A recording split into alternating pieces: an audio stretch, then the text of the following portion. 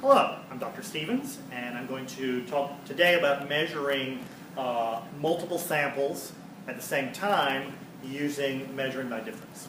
And so what we're going to do, we got a little worksheet here, we're going to make 4 samples, and we're going to measure out 4 1-gram samples into 4 flasks. So that's our goal for today.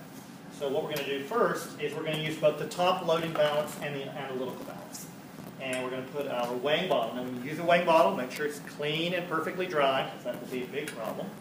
So we put the bottle on, did the scale, and we need to zero it out. We call that tairing. And now we're going to transfer our chemical. And we're going to get 4 1-gram portions. So we're going to need a total of about 4 grams. And so we add a little bit and make a measurement, see how close we are. And I went over a little bit. Now, when you go over, do not put the material back into the stock container. Instead, have a separate waste container. It's going to cut down on the amount of material that gets strewn about, but it's also, we're not going to have any contamination going back into the stock. So I'm looking at about 4.03. Now, from a tightness of measurement point of view, if you're looking at a 1-gram sample, I would say measure between, say, 0.95 and 1.05. In this case, the same kind of criteria is attached to the 4 grams. Anything between 3.95 and 4.05 should be good. Right now, I've got 4.04 grams, and so that's close enough. So I'm good with this sample. And this material here, the next student that comes along can actually use this as their starting material because it's clean, it's not contaminated. And so now we're going to use the analytical balance to get our actual value. And so what we're going to do first is we go to the analytical balance. We make sure it's on and it's zeroed, and we weigh the bottle full of material.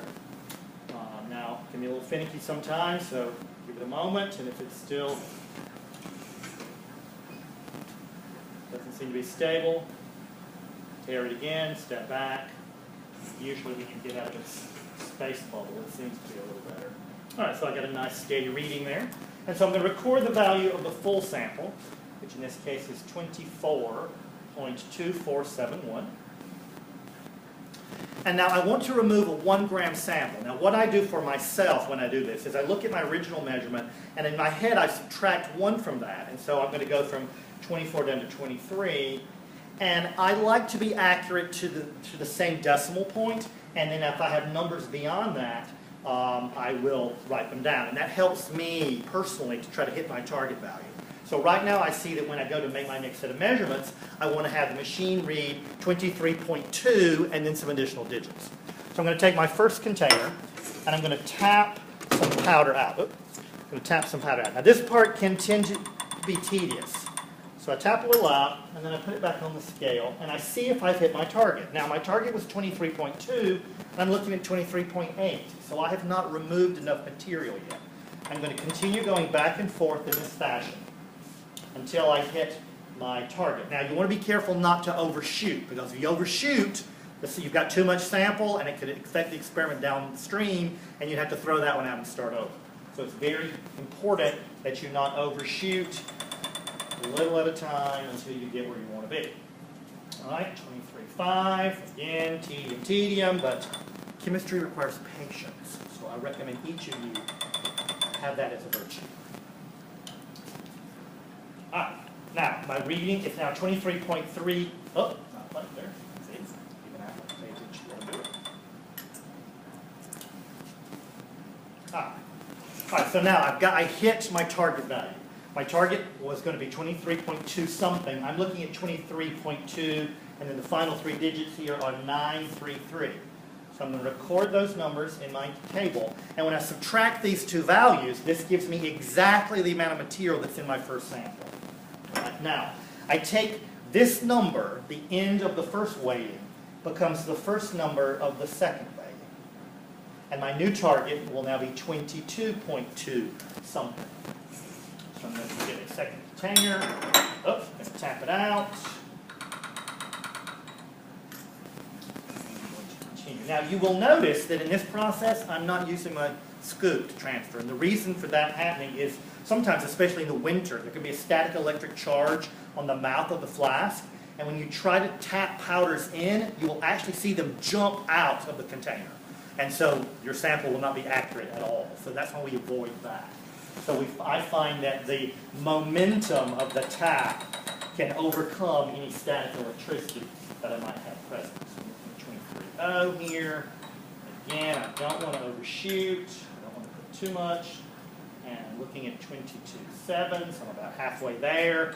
You would think I'm there already, but not quite. 22.4, almost. Oh, 22.3, creeping up on it.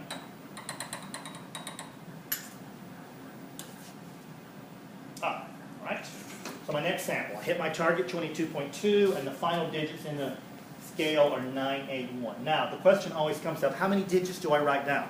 Don't question a scale. If it gives you values, write them all down. You can always deal with the sig figs later on. Take everything the balance here. All right, so this sample's ready. Now notice again, there's a little fluid in the bottom of this one, so if there was a problem where I overshot and I tried to take powder out, I would contaminate everything in the system. So don't move backward. Third container, I'm going to transfer my number up, 22.2981. My new target will be 21.2 something. Now, sometimes when I'm walking around the lab, I see people put their flask. Don't do that. A couple of reasons. If it's a very large flask, you could overcome the analytical values that the scale is capable of handling. That's a problem. Also, and the reason we use a weighing bottle at all, rather than carrying out the whole activity in a weighing dish, is if I'm doing this, I have the possibility of knocking it with a finger and spilling powders all over the place. So really, one of the purposes of the weighing bottle is to protect your expensive scale that you've invested in. So that's why we like a cup. So look at that. Almost dropped it, but it would have been fine because there was a cup. All right, so 22.2. So I can eyeball about half the material out. Let's see what we got there. 21.8.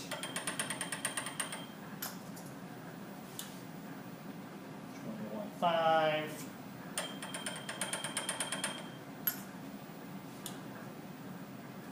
21.4, you would think that's enough. It's not. Make sure this is not enough either. 21.3, we're creeping up.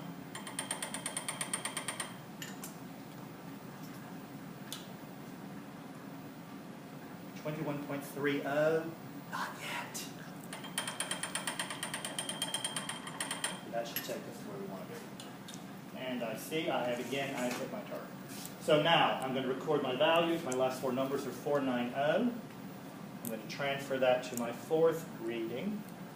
And now for the fourth one, if I was careful, if I measured out 4 grams on the top loader, and I had carefully removed 3 portions of one each, everything that remains should be the correct amount of the sample. So looking at my activity here, I should hit 20.2. So I'm going to dump the entire container in at the end. And notice there's some powder left over. This is why we do the whole by difference procedure, so that we take that amount left over into account. And yay, I hit my target exactly. Thank you very much. 20.2704. And so now I have got 4 samples, all within a fairly close range of 1 gram each. Thank you very much.